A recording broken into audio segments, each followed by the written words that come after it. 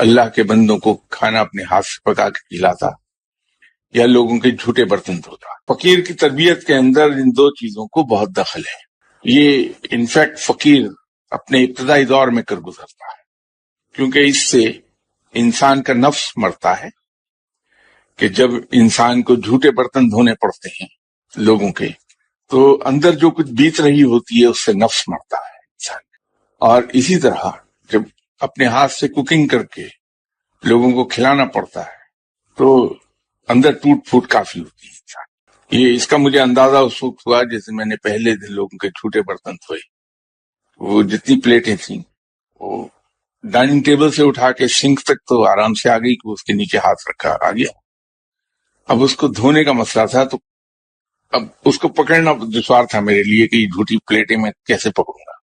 تو tissue paper لے کے اس سے ایک کنارہ پکڑا پلیٹ کا پہلے دن، اور سنک پر نل کھول کے اس کے نیچے اس کو پلیٹ کو ترچھا کر کے کھڑا کر دیا۔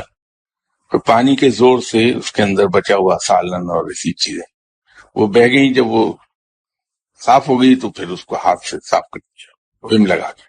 وہ پہلے دن کا تجربہ اس نے مجھے بتایا کہ یہ ضروری کیوں ہے کسی فقیر کے لیے کہ جھوٹے برتن دھوئے جائیں، کہ انسان کے اندر کی میں قطعی طور پر ختم